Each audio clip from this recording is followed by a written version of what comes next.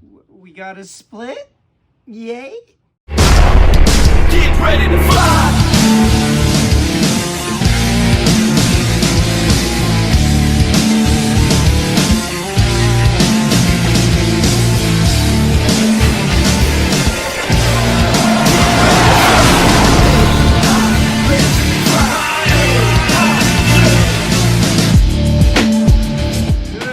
Afternoon, evening, ladies and gentlemen. My name is Zachary Nolan. Carter Nolan is behind the camera. Once again, welcome. If this is your first time tuning in, appreciate you tuning in. We cover every single Winnipeg Jets game reaction, every single Winnipeg Jets game of the season. This is round one, game 2 of the series between the Winnipeg Jets and the Vegas Golden Knights. Vegas wins 5-2 over your Winnipeg Jets. A rough loss. However, you have to understand that there was always going to be a pushback from the Vegas Golden Knights. And honestly, this game isn't a full loss to me, honestly. I see a lot of good elements that need to just translate over properly in Game 3 in Winnipeg, which I will be at. I will not live stream the game. I'll be at the game. But yeah, let's start from the beginning. The first period was the best Jets period by far. It looked like proper Rick Bowness hockey. The Jets were out-chanting the Golden Knights early, extremely early, pretty much 5-0. They nearly could have scored 3 goals right off the bat. They don't. And then, oh my God, there's an amazing save on Mark Stone, which is a highlight reel. Stone thinks he scored. He didn't yet. And then not long afterwards, we get a power play. The penalties were a little soft, I think. We took a couple more penalties than I'd like to. We killed off all of them, but again, when you're killing a penalty, you can't be scoring. Can't score while you're killing it. It's really hard to score. Let me rephrase, because there is Adam Lowry on this team. It's really hard to score while you're killing a penalty. But yeah, Jets get on the power play. Second unit gets out there. Adam Lowry with a deflection makes it 1-0 Jets reaction here. Second unit's out there. Pionk fires the fire. Let's go! Adam Lowry! Adam Lowry! Jets on the board first! Jets score first again! What did you do? What happened? What did you do? What happened? The TV turned off! Big lead. Big go-ahead goal for the Jets there as they gives them their first lead of game 2. They held that lead till the end of the first, where the game begins to shift. At some point in the second period, this game gets really out of hand for the Winnipeg Jets. There's a lot of physical game. That's fine, isn't there? The Jets' passing just begins to melt and just becomes this anemic bunch of players in the neutral zone that cannot connect. And that's where Mike Ward for the worst Jet, don't really know who exactly. Oh, but I do. Nate Schmidt. Nate Schmidt. Oh, yeah. Nate Schmidt had a bad game. Nate Schmidt gave Mark Stone a goal because Mark Stone can't raise the puck, so Nate Schmidt did it for him.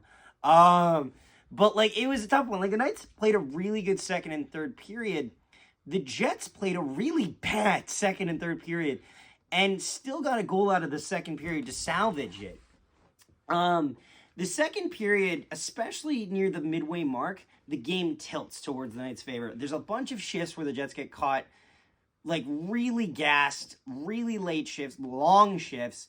William Karlsson scores to tie it 1-1 reaction here. Shot scores! William Karlsson, his second of the postseason, has tied the game at 14:06. Guy just patted his girlfriend on the head. You see that? And then about 6 minutes later, Jack Eichel gets his first of the postseason of his career on a deflection. No chance for Connor Hellebuck. 2-1 Knights lead. Point fires, deflected, they score! Fuck. Jack Eichel. Jack Eichel. Did he tip it? Oh, yeah, he did. Jack Eichel makes it 2-1. Playoff goal. And deflection there, and the Knights have their first lead of the series. Now, all hope is not lost, though, because the Jets have a secret weapon for situations such as these. It is Saku Maenalainen and Kevin Stanley. The fourth line for the Jets had not a good game, but an okay game. They put up a goal, and they actually got some good offensive chances. The problem was that they don't have the skill to carry that. And the skill on the Jets, like Kyle Connor, Pierre Dubois, Mark Scheifele, even Blake Wheeler, and to a lesser extent, they went real cold in the second period. They were not seen. So Kevin Stenlin, though, On a breakdown in the neutral zone, 2-on-1 chance, Stanley deflects it to make it 2-2. Jets tie it. Reaction here. Deflection. Kevin fucking Stanley! And the Jets have tied the game! Yes! Woo! Let's go! Woo! Steady! Steady! We killed JetsHub. Are you good? Woo!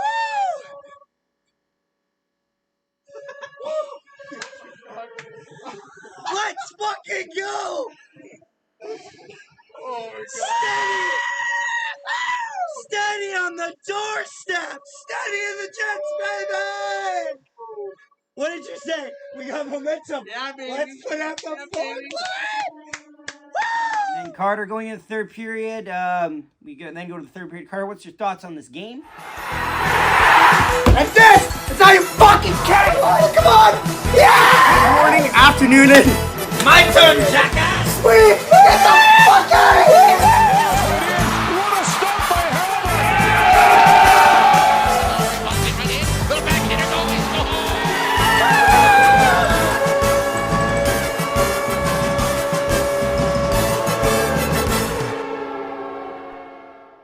Overall, an okay game by the Jets.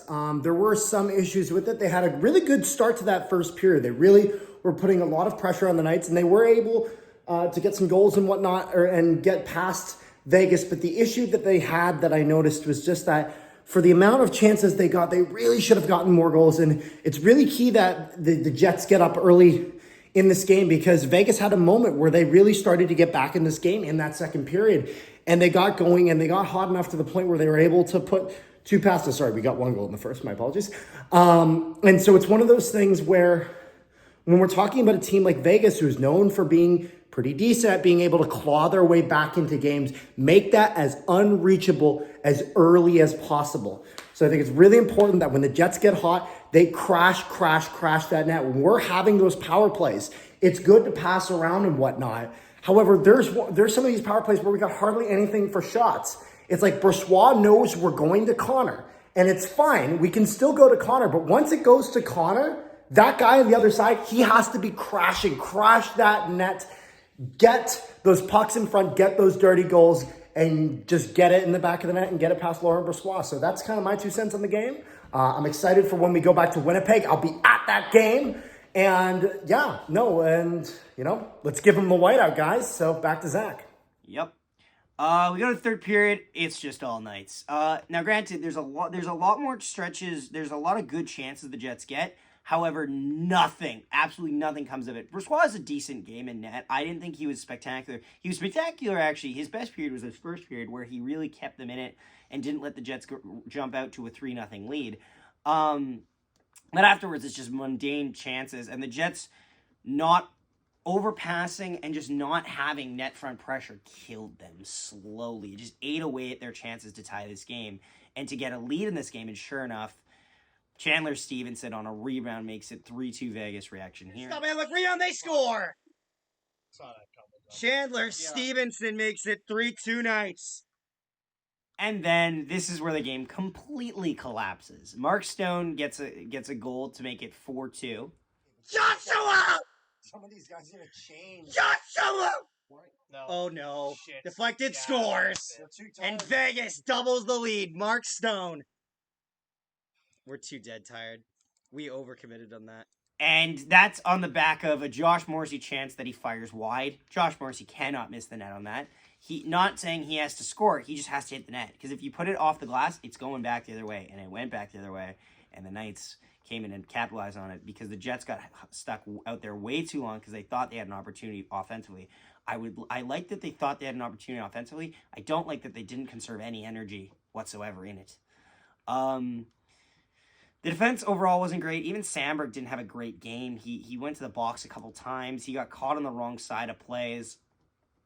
You just got to revert back. You gotta tune it up for game 3. This is the night. The Knights were playing like a team afraid, but also a team that knew they needed. This was a must-win for the Vegas Golden Knights. If they went down 2-0 in this series is over.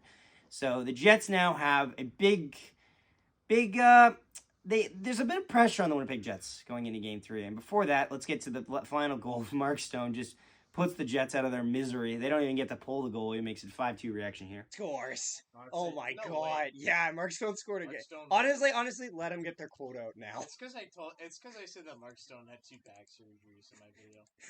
Fuck, Fucking man. hell. 5-2. Knights lead. What the fuck do I even talk about? What the fuck is his mom and dad here? They live in Winnipeg. What are you doing here, you traitors? Yeah, and it's unfortunate. It is what it is. Damn shame. I like the Jets had control of this game. They did. They had They had momentum. They just squandered it, and Vegas capitalized. And sometimes that happens. But it's a 7-game series, and Jets still have a couple more cracks at it. Jets are thankfully played an amazing Game 1. So they're tied in this series, and they're going back home to home soil, and we need to be loud in that arena. We need to be super loud in that arena. 3 stars of the game tonight. Kevin Stanley gets the first star, not only because he was good on the face-off circle, or at least decent, and that's the other thing. The face-offs tonight in the third period were abysmal, and that cost the Jets because the Jets could not get anything set up. They had to force the puck off Vegas the whole third period, and that is killer, especially when you're trying to take the lead in this game, in a pivotal game too. Kevin Stanley gets first star tonight. Connor Hellebuyck gets third star. Yes, he gave a bunch of goals. Not a lot he could do on most of them. Second star goes to Adam Lowry, who once again got his third goal of the postseason. And honorable mention goes Dylan DeMello, honestly. He wasn't the worst. He was easily probably... Drew a penalty. Yeah, he drew a penalty. He was probably our best defenseman out there tonight, honestly. And that's not a necessarily a compliment, but he was the least bad. Niederreiter had a meh game too. But yeah, guys, what are your thoughts on this game, honestly? Are you upset about it, or are you just kind of taking it in stride and accepting that this is kind of what we knew we signed up for? Like, we are the second wildcard team against the first team in the West. This is going to happen. But yeah, thank you so much for watching. Don't forget to subscribe, leave a like, and we will see you next time. O'Connor, the old specialist